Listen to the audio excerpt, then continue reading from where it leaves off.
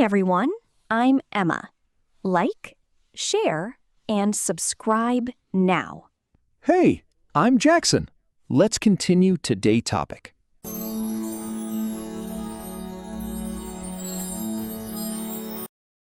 Can, could, will, would, should, must, may, might.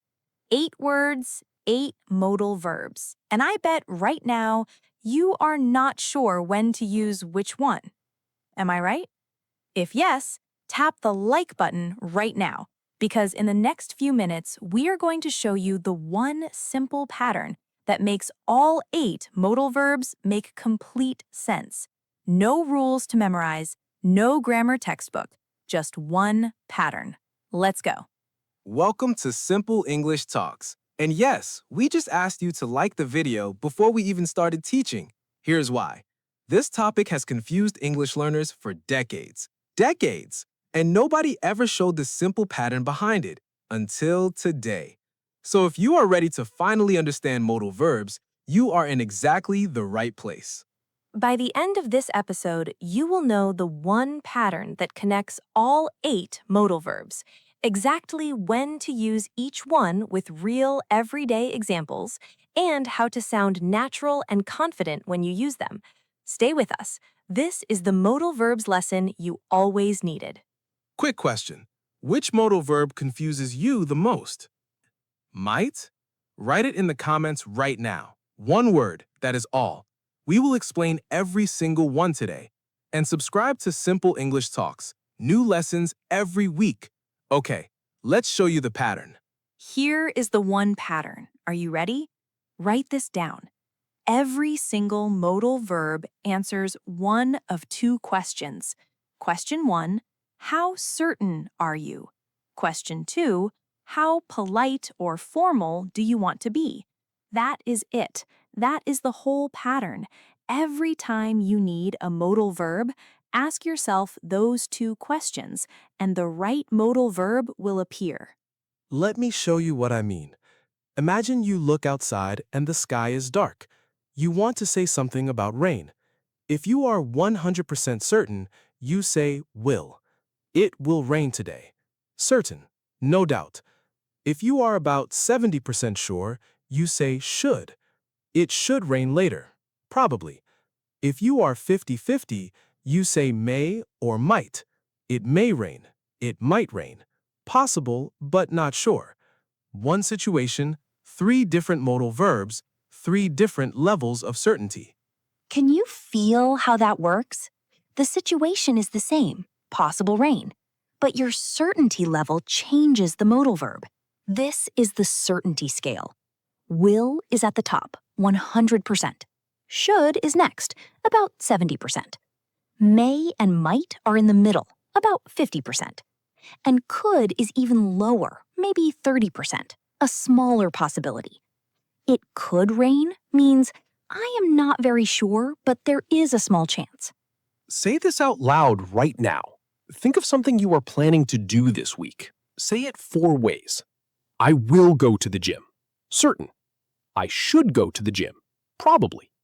I might go to the gym. Maybe. I could go to the gym. Small chance.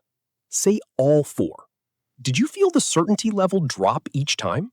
That is the pattern working in your own mouth. Write in the comments. Use might in a sentence about your own life. I might, and finish it. Something you are thinking about but not sure yet. This is not a grammar exercise. This is real English about your real life. That is the kind of practice that actually works. So the certainty scale from highest to lowest goes will, should, may, might, could. 5 modal verbs, 1 scale, 1 pattern. And once you understand this scale, you will never mix these 5 up again. Now let's look at the second group, the polite and formal modal verbs. Now, the second question from our pattern, how polite do you want to be? Some modal verbs are casual and direct. Some are polite and soft. And knowing the difference will completely change how people respond to you in English. Because the same request said with different modal verbs feels completely different to a native speaker. Let's start with can. Can is casual and direct. Can you help me? Direct, friendly, informal. You say this to friends, family, classmates. Can I use your phone? Casual request. There is nothing wrong with can. It is just informal. The upgrade to can, for polite situations, is could. Could you help me? Same meaning, more polite. Could I use your phone? Softer, more respectful. Can, dressed in better clothes. Here is a real situation. You are at work. You need your manager to review something. Which one do you choose? Option 1, can you check this report? Option 2, could you check this report? With your close work friend, option 1 is fine. With your manager or a client, option 2 is much better. Same words, different feeling. That is the polite modal verb pattern. Now, would. Would is the most polite modal verb for requests and offers. Would you like some coffee? Very polite, warm, welcoming. Would you mind closing the door? Polite request, very gentle. Would you be able to help me tomorrow? Formal and respectful. Whenever you want to be extra polite, in a meeting, with a customer, in a formal email, would is your friend. Say it out loud. Would you like? Feel how warm and polite that sounds? And must is strong. It shows either strong obligation or strong certainty. You must wear a seatbelt. Obligation, rule, no choice. This must be the place. Strong certainty, almost sure. In formal written English, rules, signs, instructions, must is very common. But in casual spoken English, most native speakers use have to instead of must for obligation. You have to try this food, not you must try this food. Must sounds very serious in conversation. So, the politeness scale, from most casual to most polite, goes like this. Can is casual. Could is polite. Would is very polite. Must is strong for rules and obligations. And here is the key tip. When you are not sure which to use, go one level more polite than you think you need. It is always better to be too polite than too direct in English. Nobody ever got in trouble for being too polite. Quick practice. I will give you a situation. You say the modal verb out loud. You are asking your boss for a day off next week. Which modal verb? Would. Would it be okay if I took next Friday off? Or at least, could I take next Friday off? Not can sounds too casual for a boss. Write in the comments. What is one polite request you want to make in English? Write it with could or would. We will check it for you. 2 groups done. Group 1, certainty scale, will, should, may, might, could. Group 2, politeness scale, can, casual, could, polite, would, very polite, must, strong obligation. 1 pattern, 2 scales, 8 modal verbs. All connected, all making sense. Now, let's put them into real conversations. Because knowing the pattern is one thing, but hearing modal verbs in actual sentences, in actual situations, that is what makes them automatic. And we want modal verbs to be automatic for you. Not something you think about, something you just say. Real conversation 1. Making plans. Friend 1. What are you doing this weekend? Friend 2. I'm not sure yet. I might go to the market on Saturday. Or I could visit my cousin. I should probably clean my apartment too. I've been putting it off. But I will definitely rest on Sunday. I need it. Did you hear all 5 modal verbs? Might, could, should, will, all in one natural conversation. All on the certainty scale. Did you catch them all? Might go to the market. 50% chance. Could visit cousin. Lower chance. Option. Should clean. Obligation to self. About 70% likely. Will rest on Sunday. 100% certain.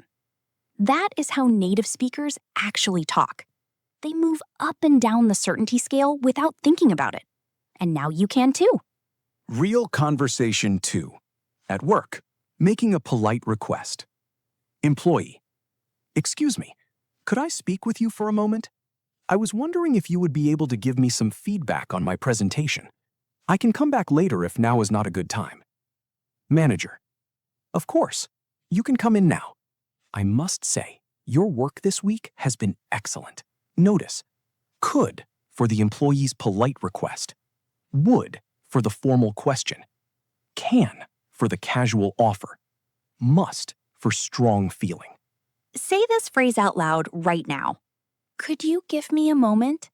Say it 3 times. Now try with would. Would you give me a moment? Feel the difference? Would is softer, warmer, more like you are genuinely asking for a favor. Could is polite, but slightly more direct. In real life, both are completely fine, but would feels a little more respectful. And here is something that will make you feel so much better. In real, fast English, modal verbs get reduced. Will becomes ol. I'll go. Would becomes d. I'd like that. Becomes can, but very fast and quiet.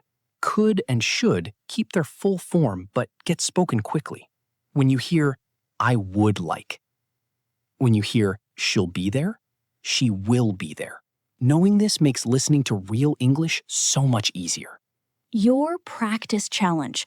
Today, in any conversation, use one modal verb you do not normally use. If you always use can, try could instead. If you never might, use it once, just once, and notice how it feels. Write in the comments, which modal verb are you going to try today? Make a commitment. Comments that say, I will try could today, those people actually do it.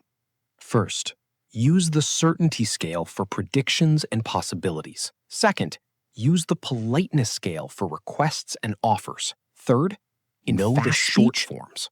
I'll, I'd, she'll, she'd. 3 tips, all connected to one pattern. Modal verbs are not hard. You just never saw the pattern until today. Mistakes. And these are the mistakes that have been holding English learners back from sounding natural for years. Not grammar errors, but usage errors. The kind that make your English sound a little off, even when every word is technically correct. Mistake number 1, using will for everything. Many learners default to will because it feels safe. I will go. She will call. We will see. But native speakers use the full range, should, because they want to express their level of certainty accurately. Using only will makes your English sound flat and less natural. Wrong. I will go to the party, but I am not sure. Correct? I might go to the party. Let the modal verb carry the meaning. That is its job. Why does this happen? Because textbooks introduce will first, for future tense, and learners get stuck there. But will is only one tool. Imagine a carpenter who only uses a hammer. Every job, hammer. Real carpenters use the right tool for the right job. Modal verbs work the same way. Use the right one for your actual meaning. Mistake number 2, using can for polite requests with strangers or authority figures. Wrong in formal situations. Can you explain this contract to me with a lawyer? Correct. Could you explain this contract to me? Wrong with a teacher. Can I ask a question? Correct. Could I ask a question? The meaning is the same, but the feeling is completely different. Can with strangers can sound demanding. Could sounds respectful. This one small change makes a big impression. Mistake number 3, confusing should with must. Wrong. You must eat breakfast. It's up to you. Correct. You should eat breakfast. Must is very strong. It means no choice, strong obligation, or very strong opinion. Should is gentler. It is advice, recommendation, or expectation. You must exercise sounds like a command. You should exercise sounds like caring advice. Use should when giving friendly advice. Use must only for rules, strong obligations, or strong certainty. Mistake number 4, not using might and could enough. These two beautiful modal verbs, might and could, express possibility, and they are everywhere in native English. This could be interesting. That might work. You could try it. Learners avoid them because they feel uncertain, but that is exactly what they are for. It is completely natural and correct to be uncertain in English. Might and could are your tools for expressing that naturally. If you heard yourself in one of those 4 mistakes, tap the like button right now. Seriously. Because recognizing a mistake means your brain just leveled up. That moment of recognition, oh, I do that, is the exact moment learning happens. Like the video, you earned it. Every single mistake here is fixable. Today, right now. You know what to do. Use the certainty scale. Use the politeness scale. Let the modal verb carry the meaning. You have got this. Practice time, and we are doing something fun today. I will give you a situation. You say the modal verb out loud before we give the answer. Fast, no thinking for too long. Just react. This is exactly how real conversation works. You react, you choose, you speak. Ready? Let's go. Situation 1. You are 90% sure you left your keys on the kitchen table. You say to your friend, "My keys, blank, be on the kitchen table." Which modal verb? Say it out loud right now. The answer? Should. My keys should be on the kitchen table. 90% certain, high on the certainty scale. Should. Did you get it? Situation 2. You are asking your professor if you can submit your assignment 1 day late. You say, "Professor, blank, I please submit this tomorrow instead?" Which modal verb? Say it. The answer? Could I please submit this tomorrow? Could for a polite request with an authority figure. Can would be too casual for a professor. Could shows respect. Did you say could? Situation 3. Your friend asks if you want to get coffee tomorrow. You want to say yes, but you are only about 50% sure you are free. You say, "I blank come. I need to check my schedule first." Which modal verb? Say it out loud. The answer? Might or could. Both are correct here. I could come. Both express about 50% possibility. Both natural, both right. 2 correct answers. Did you say one of them? Situation 4.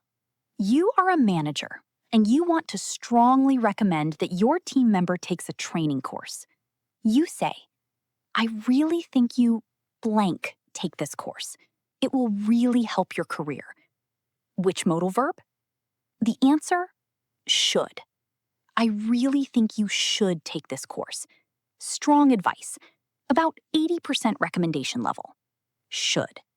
Must would be too strong. It is not an order. Might would be too weak. Should is exactly right. You just correctly used 4 modal verbs in 4 real situations. That is not a grammar exercise. That is real language use. Write in the comments, which situation felt most natural to you? Which one was hardest? Your answer helps us know what to teach next, and it helps other learners in this community too. Leave a comment. You are helping someone you have never met. One final practice. Say this sentence out loud and fill in the blank yourself. If I blank speak English fluently, my life blank change completely. Which modal verbs feel right to you? There are multiple correct answers. If I could speak English fluently, my life would change completely. That is one beautiful, natural, correct English sentence. And you built it. Real English is not about perfect grammar. It is about choosing the right tool for the right moment. And now you have 8 tools, 8 modal verbs, all connected by one simple pattern. Use them.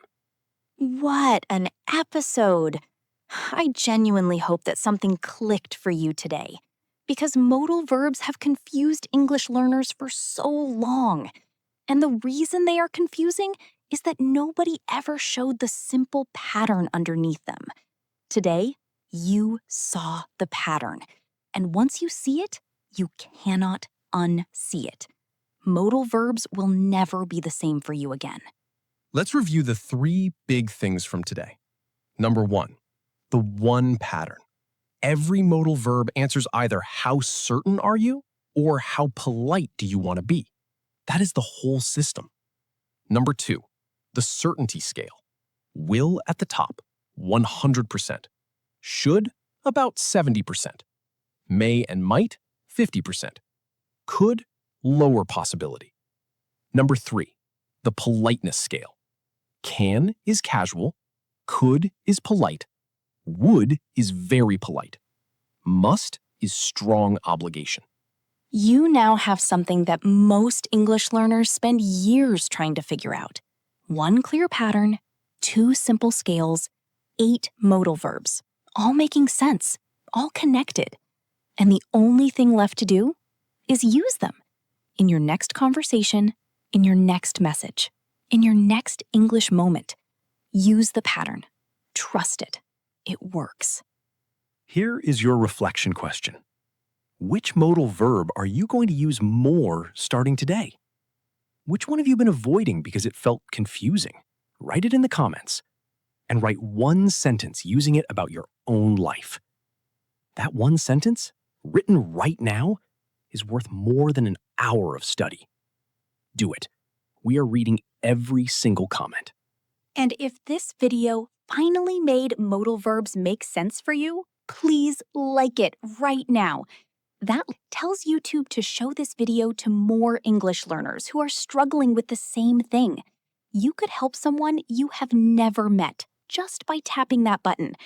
Also, share this with one friend who is learning English. And subscribe to Simple English Talks with Emma. We are here every week with lessons just like this one. We are so proud of this community. Every person who watches, practices, and keeps going, you are doing something brave and something powerful. Learning a language is not easy, but you keep coming back. And that, more than any grammar rule, is what creates fluency. Keep going. We believe in you completely. This is Simple English Talks with Emma. We will see you next time.